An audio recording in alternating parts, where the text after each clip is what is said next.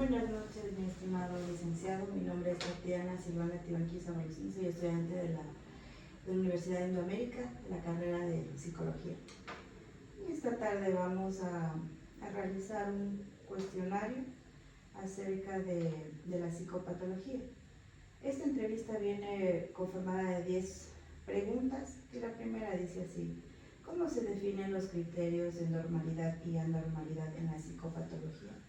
Buenas noches, ¿cómo le va? Bueno, el término de normalidad y anormalidad son términos que básicamente son subjetivos en generalidades. Viendo la definición, lo que es normal para algo no es normal para otro, ¿ya? El concepto de normalidad dentro de la psicopatología se ve en base a las funciones psicológicas que presenta una persona de acuerdo a ciertos rangos y normativo.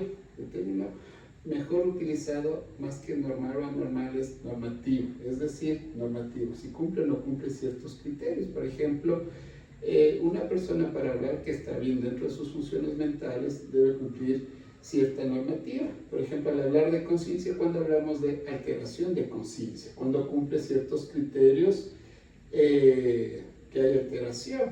¿Ya cuál es el principal criterio para conciencia? Básicamente, no estar orientado en tiempo y espacio.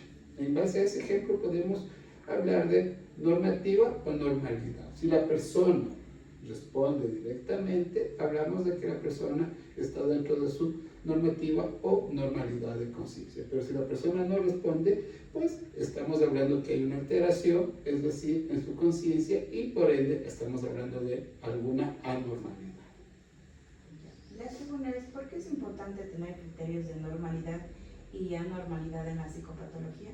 Porque básicamente define lo que estaría hablando de términos normativos, de bienestar, de salud, hablar de una persona que está bien o mentalmente dentro de sus funciones psicológicas. Si la persona no cumple este criterio de normativo o de normalidad, pues estamos hablando de que está padeciendo algún trastorno, algún sufrimiento o alguna alteración en sus funciones mentales.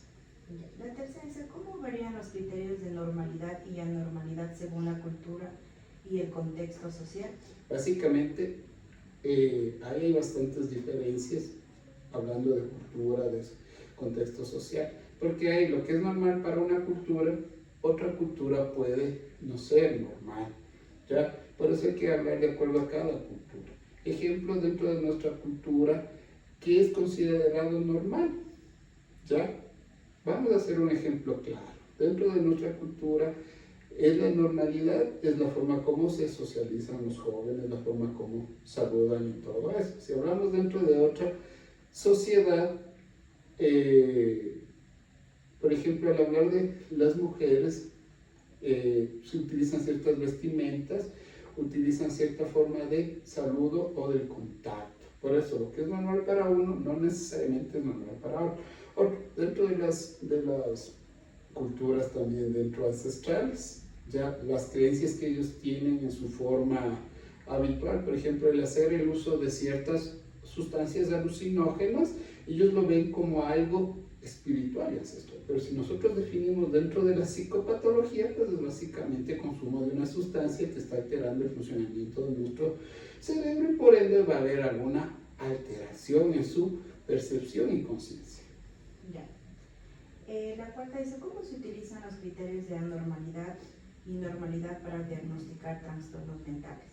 Bueno, básicamente dentro de los diagnósticos se manejan dos, el DSM-5 y el CI-10. Ahí viene básicamente estructurado los criterios diagnósticos, es decir, si la persona en el momento de hacer una evaluación clínica, mediante la entrevista observación, está o no cumpliendo estos criterios para definir una patología, para definir un diagnóstico o un psicodiagnóstico clínico. Ejemplo, para hablar de depresión, ¿ya?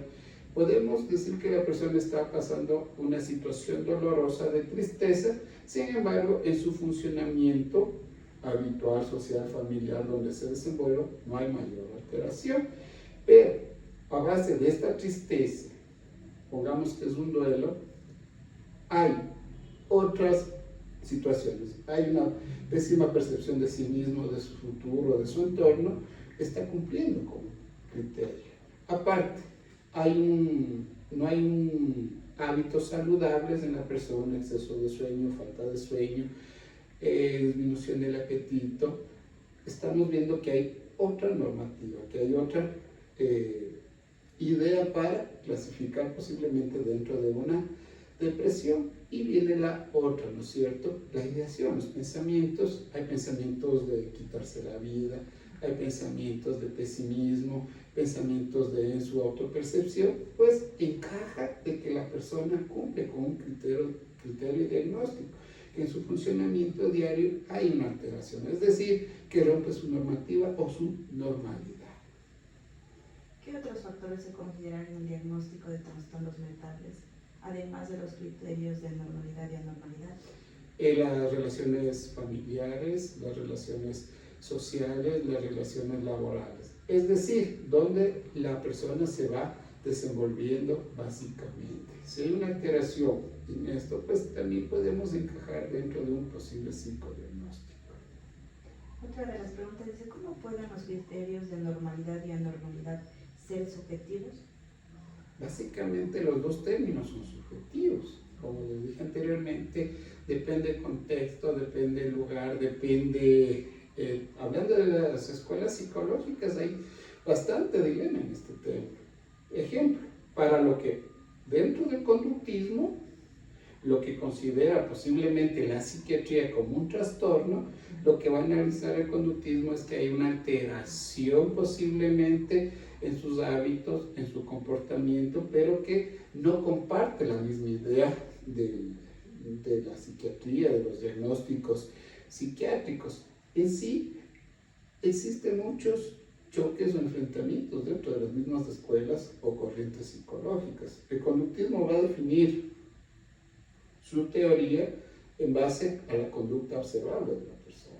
En cambio, el psicoanálisis u otro, en base a sus criterios que tengan de formación. Por eso hay bastante dilema. No hay una clarificación. Por eso es que cuando se utilizan los manuales, algunas escuelas, por ejemplo el humanismo, no está a favor de la utilización de los manuales clínicos, DSM-5 y el CI-10. ¿Cómo pueden los criterios de normalidad y anormalidad variar entre diferentes profesionales de la salud mental? Es por lo que les dije, básicamente de acuerdo a la formación clínica que tenga, de acuerdo a las escuelas que vayan preparando y todo eso. Sin embargo, todos encajamos en un punto, entender y comprender el sufrimiento de la persona. Si la persona manifiesta en su discurso que hay dolor, que hay sufrimiento, que hay una alteración, pues estamos hablando de un malestar. Desde la psiquiatría o desde la psicopatología, posiblemente esa persona está encajando en un diagnóstico clínico, ansiedad, depresión, posible trastorno de personalidad. Si vamos al humanismo, pues estamos hablando de que la persona presenta este sufrimiento posiblemente relacionado con su autopercepción, con su relación con el mundo o con la relación con otras personas. ¿Cómo pueden los criterios de normalidad y anormalidad cambiar con el tiempo? Básicamente, dentro de los estudios clínicos, dentro de los estudios o análisis, pues van modificándose de acuerdo a nuevos avances, de nuevas normalizaciones, por así decirlo. Por ejemplo, si nosotros nos vamos al DSM-3, ahí consideran a la homosexualidad como un trastorno mental. Sin embargo, mientras van estudiando, mientras van pensando en principios fundamentales del ser humano, derechos, nos damos cuenta de que ciertos trastornos que antes eran considerados, ahora ya no son considerados. Es de acuerdo a la época, de acuerdo a nuevos estudios y sobre todo también de acuerdo a análisis que hacen las personas, por así decirlo, científicos que están detrás de estos manuales clínicos y todo eso. ¿Cómo pueden los criterios de normalidad y anormalidad ser utilizados de manera inapropiada? Básicamente en las etiquetas clínicas que se utiliza a diario, tanto por profesionales, no profesionales y las personas en su diario vivir. Es decir, un ejemplo simple, estoy deprimido, me dio la depre.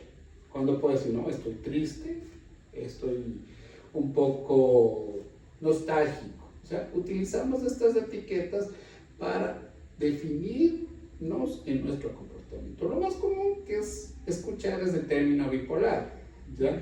En su normativa clínica hablamos es un trastorno de los más graves que existen, pero pensamos en el diario vivir que una persona es bipolar cuando básicamente es una persona que presenta una inestabilidad en sus emociones, que no puede controlar, pero eso no es bipolar. O una persona que tiene dificultades en tomar decisiones, en un momento dice sí, en otro momento dice no, o viceversa, pensamos que es una persona bipolar. No, tenemos que analizar más a profundidad el contexto. Lastimosamente las etiquetas clínicas de anormalidad o de normalidad son utilizados en nuestro diario vivir y no se pueden corregir porque es parte de nuestro léxico.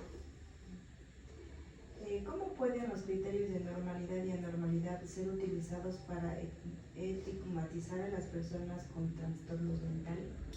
Y básicamente son etiquetas que se han venido utilizando durante toda nuestra historia. Por ejemplo, términos que ahora ya no se utilizan, término loco, ¿no es cierto? Es una etiqueta global que es multisemántica, pero si nos vamos específicamente a qué hace referencia loco, es básicamente al trastorno de esquizofrenia. Si escuchamos la etiqueta, ¿no es cierto?, de mente, ¿no es cierto?, pensábamos que es similar al loco, ¿no? Demente significa persona sin, o persona que tiene alterado su memoria, un déficit en memoria. Demente viene de demencia, ¿ya? Por eso, lastimosamente va a seguir existiendo estos estigmas que hacen daño a la persona, el no saber utilizar. Por eso lo correcto es, si una persona presenta un cuadro clínico, psicológico, psiquiátrico, el término correcto es decir, estoy padeciendo un trastorno, estoy padeciendo un malestar emocional, que decir, soy esquizofrénico, soy depresivo, soy melancólico, soy bipolar. Lastimosamente nos quedamos solo con esta etiqueta y no buscamos modificar las etiquetas o estigmas sociales. Hemos finalizado con la entrevista y solo me queda agradecerle por el tiempo que me ha regalado. Muchas gracias. Mejor a usted, gracias.